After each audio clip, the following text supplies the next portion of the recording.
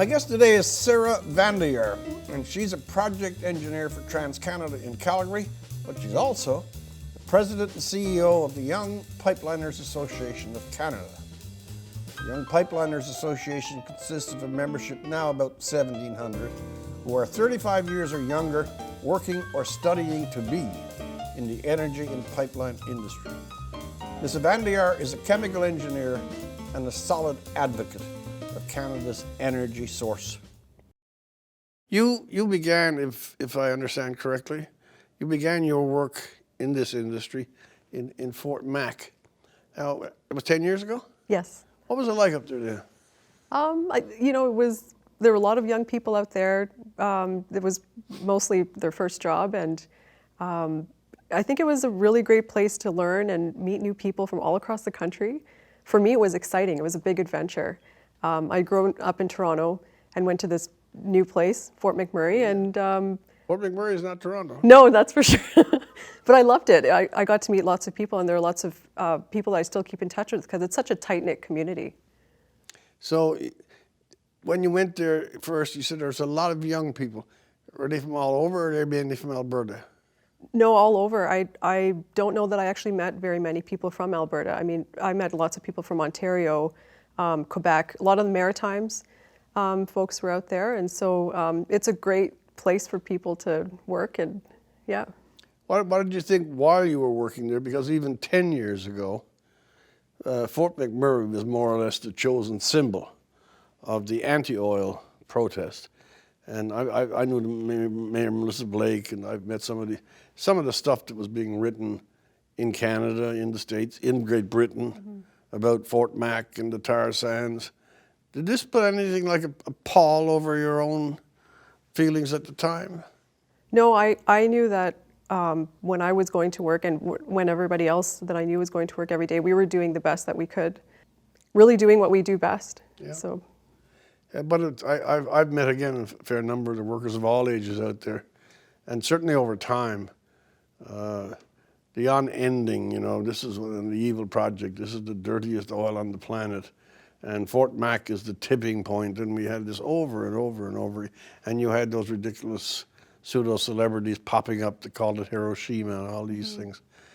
I did wonder if among the workforce, never mind the executives, that over time they would be saying, well, why are we bearing all of this? Did that turn out to be anything that you experienced? I know that we did hear a lot about it. It really didn't stop what we were doing, to be honest. This is before the downturn, but did it occur that maybe the industry itself should have been more aware that global communication about oil and gas, and especially Canada's oil and gas, was really blocking things? The pipeline is a great example, or the pipelines. What you had to wait for the Keystone XL, it was, 9 years before you even got a decision. I mean, even as a young worker, when you looked at how long it takes merely to get approval to do something, what did that say to you? I think it says that, maybe people don't really understand what type of work goes into planning some of these projects. I know I've been a project engineer for most of my career, and I know what kind of diligence goes into design and planning. And I'm not sure that gets noticed or recognized. It gets denied. Yep, that's true. Just fill me, I'm a layperson. What are the various diligences? What are the backup systems? What are the scrutinies before the fact? What's the process before you launch into something? Just tell me a bit about it. Yeah, absolutely. So I know that, for example, when we're looking at scouting out a pipeline route, we do flyovers. We have surveyors on the ground to look and have a look at all the terrain to make sure that wherever we're building is the best for construction. And so we do our best to make sure that we're constructing in an area that doesn't disturb the land. And there's a lot of work that goes into that before we ever, put together engineering drawings or have a shovel in the ground. What about the cliche accusation? The oil companies are only there for one reason, to make the biggest amount of money and destroy the earth as quickly as they can. Is that the attitude in the operations of big companies? I don't believe so. I know that there's a ton of work that goes into planning these projects, and yeah, lots of work that goes into it before anybody ever gets into the field. Now again, you're only at it for 10 years, but when you look at the last 5 and 6, all the blows that have fallen, I'm leaving aside the environmental crusade. You had the collapse of the world oil prices. You had the tremendous difficulty of getting pipelines that could carry the oil to ports other than to the U.S. You had the fire in Fort McMurray.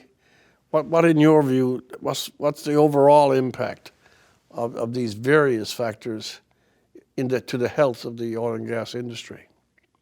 I think when I look at it from a young professional's perspective, I think people are very cautious about getting into the industry because they can see that there are all of these factors, affecting the health of the industry. And so I have seen a lot of young people, young, bright people, move into other industries because they just don't feel like they can make a living and have a real impact.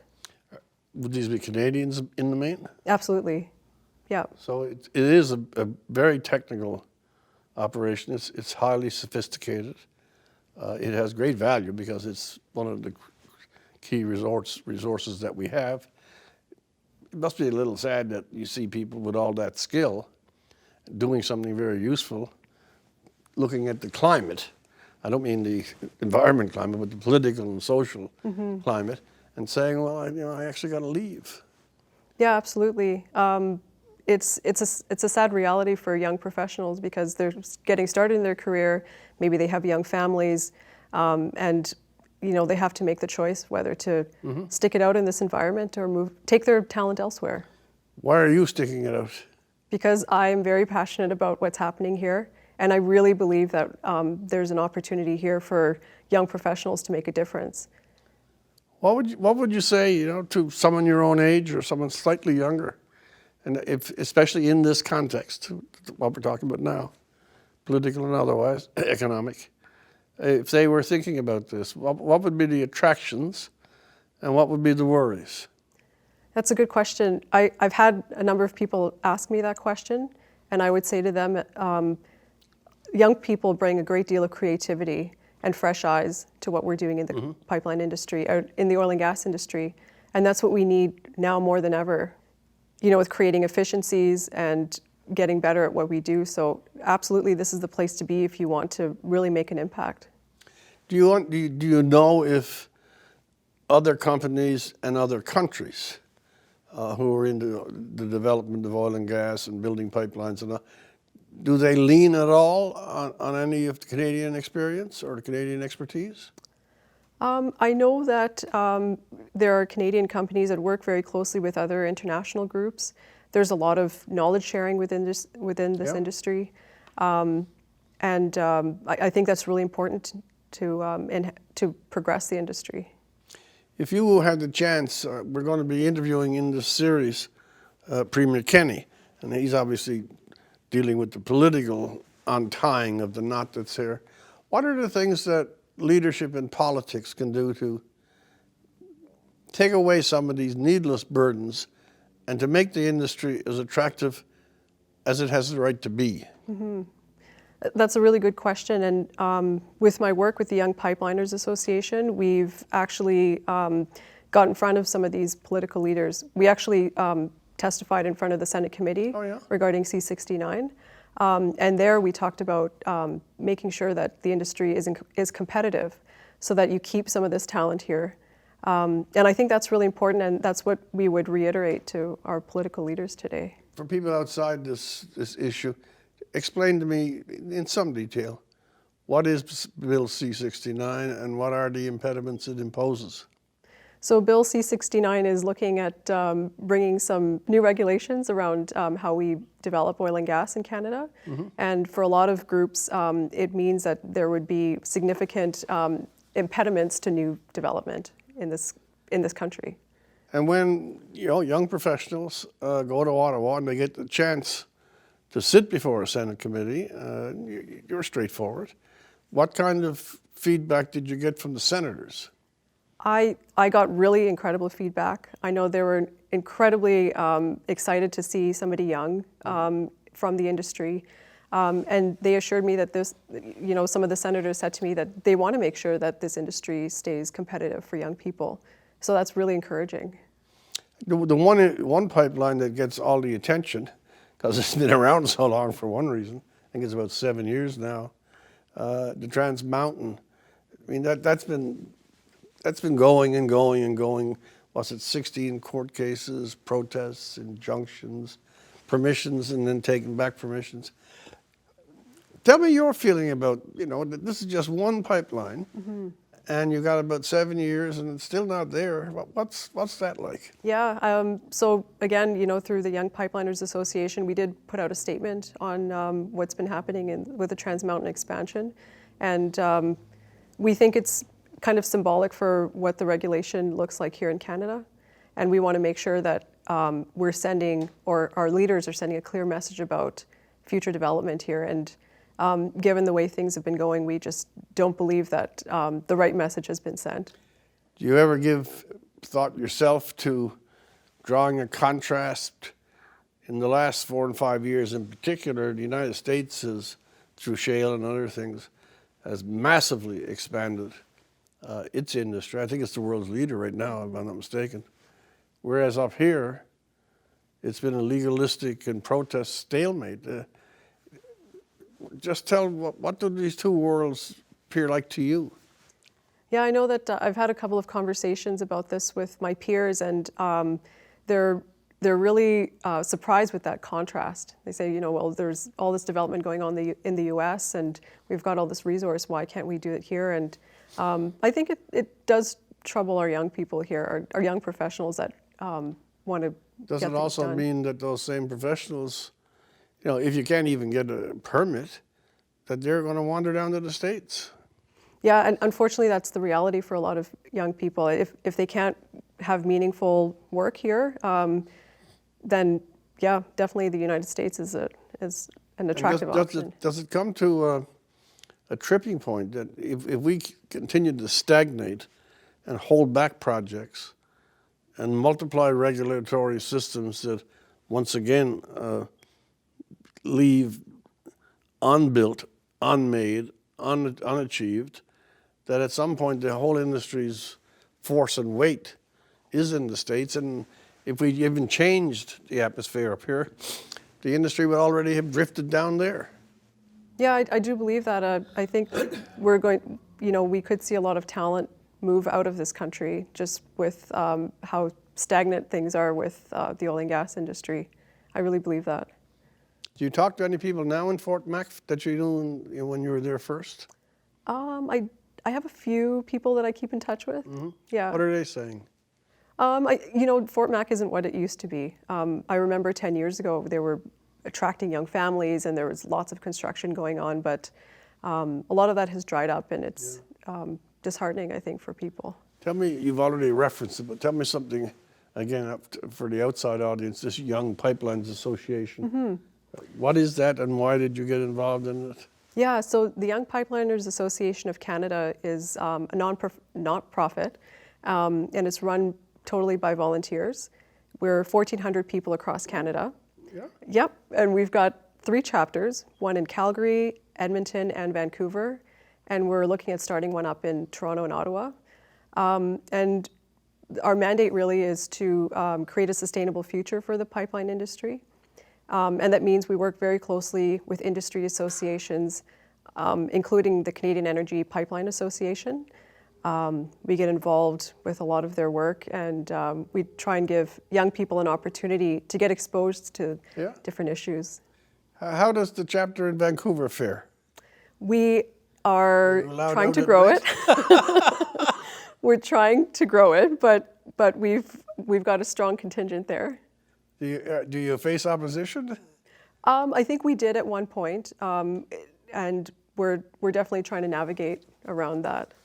What do you think of this is politics, what do you think of this little, call it competition for want of a better term, really, BC and Alberta? I remember even 8 or 10 or 12 years ago, great economic cooperation, and it was opening up of trade to some degree, which we've never done right in Canada. And the premiers were meeting, and using the weight of both provinces to advance their interests. And now you got this tremendous clash, and you got your prime resource, that is the oil and gas, and you want to get it to a port so you can get some sort of a world price. You're selling it at billions less than it's worth. Mm-hmm.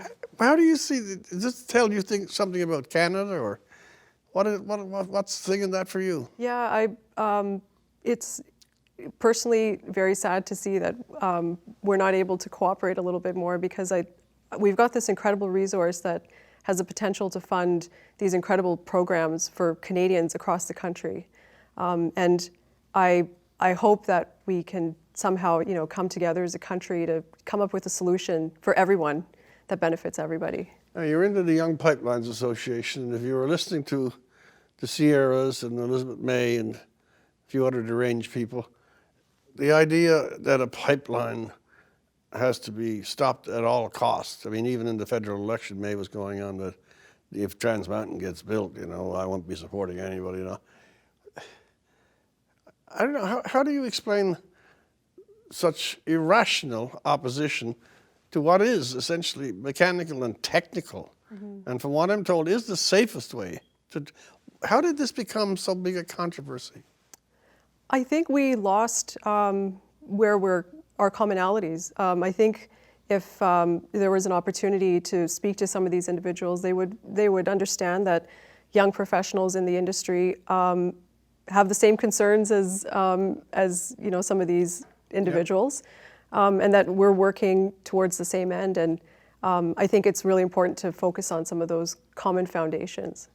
Well, because you're in it for 10 years, you must also be obviously observing, or at least forecasting in your own mind, what the future of this industry is. You would also know that there's been a tremendous exodus of capital, your great numbers. Mm-hmm. You've had Ancana recently. You've had, was it Husky the morning after the election in the Hudson Valley? Mm-hmm. Do you see that this industry is at a point of some danger, that so many negatives have been allowed to have their impact, so much criticism has gone unanswered, so much capital has left? Do you think that, you're in a fairly perilous situation? Yeah, I know that for a lot of young professionals, including myself, it is concerning to see some of these major players move out of Canada. I am really committed to staying in this industry and making sure that we provide the best technical talent that there can be in this industry. And I hope that there are other young professionals that will choose to stay and weather out the storm, so to speak. Yeah, but I'm puzzling the same point over and over. We have a great resource. We manage it at the highest level of competence and expertise, and yet there's such a wall of opposition and hostility to something that makes us prosperous. Mm-hmm. Can you figure that out? I really think we've just lost our foundation, like a common ground. I think we're probably speaking the same language, but maybe just a little bit differently. But young professionals or people in this industry are concerned about the same things that other individuals are as well. The campaign about climate change and the possible existential threat to the entire civilization, when Greta, the 16-year-old prophetess, floats across the North Atlantic. Don't you see that as almost strange, that the whole world is bearing in basically on Canadian oil, and basically on Alberta, and that, again, a 16-year-old is somehow or other laying out the moral foundations of the world? Is this an ordinary or a strange time? It definitely is. It does feel a little bit strange. Especially for someone who's been in this industry and knows what type of work goes into what we do. If you had a chance, and I think it's very, very narrow, if you had a chance to speak to Greta, what would you say to young Greta? What would you actually try to get her to hear? I would really want her to understand that people in this industry are as concerned about the environment as she is, and that we have the expertise to do that and to maintain the standard of living, and to hopefully help her to understand that we do have some common goals here, and so that perhaps there's an opportunity to work together. It goes deeper than that, though. You may be aware, I expect you are, that the really hardcore parts of this movement, like this climate strike, that's a mass movement. It almost, well, I'm speaking for myself here, almost looks like hysteria. Then you've got Extinction Rebellion, which is even one step more. Is there some unhinging of logic and reason that has wandered into the protest movement and by the inevitable consequence makes the oil and gas industry a villain in the future of the planet? I think there's been a lot of fear that's been injected into that conversation, and perhaps, unfounded fear. I would imagine. Yeah. And I really hope that there's a way for Canadians to steer that conversation back. What did you think when you saw, because it was in several cities, both in Canada, North America, Britain, you see youngsters, use the right word here, high school and lower, getting a day off school and going out into the streets saying, stop the oil industry. What does that tell you? Do they know what they're saying even? I think there's a lot of misconception about what happens in the oil and gas industry. And so there are young people who have that thought about the oil and gas industry. And then there are young professionals like myself who are really working hard to make sure that we protect the environment and do what we can. You're in Alberta, and Alberta is now, after the most recent federal election, as you know, there's no government representation. The country has certain splinters now. You've got the Bloc Québécois back. I don't know the depth of it in Alberta, but I know there's an awful lot of discontent. I don't know if it goes to separatism. Give me your sense of the emotions and the politics of Alberta in the present minute. I think there are a lot of people who are frustrated. There are a lot of people who feel like their needs haven't been heard, and I think that's where that frustration comes from. But I really believe, as a young person, as a young Canadian, that we need to come together on this issue. I don't believe that disassociating ourselves is the right thing to do. Yeah, I'm really proud to be a Canadian, and I hope that we can come together on this. But if, what we will, for the sake of discussion, if the fair requests, demands of the Alberta citizenry are not received favorably by the current administration, where's this emotion going to go from there? That's a good question. It's hard to say, and I really hope that we can come to some kind of solution. It's hard for me to think about anything beyond that. Yeah. This is a side question, maybe the last one. Okay. If you were asked to say, should we move the oil by 300 train cars or one pipeline, which would you go for? Absolutely a pipeline. It's the safest. Is it proven? Is it proven that it is the safest? Yes, absolutely. I know that the Canadian Energy Pipeline Association, we put out a performance report every year, and if I remember correctly, the number is that we safely transport 99.999% of hydrocarbons safely. That's a staggering statistic. And that statistic carries no weight with the people who say we cannot have another pipeline. Again, I can't figure it out, so it's just illogic. Anyway, I'm going to thank you for agreeing to do this. Thank you. Stay in the industry. Thank you. Don't get afraid. Thank you so much. No, thank you for coming here.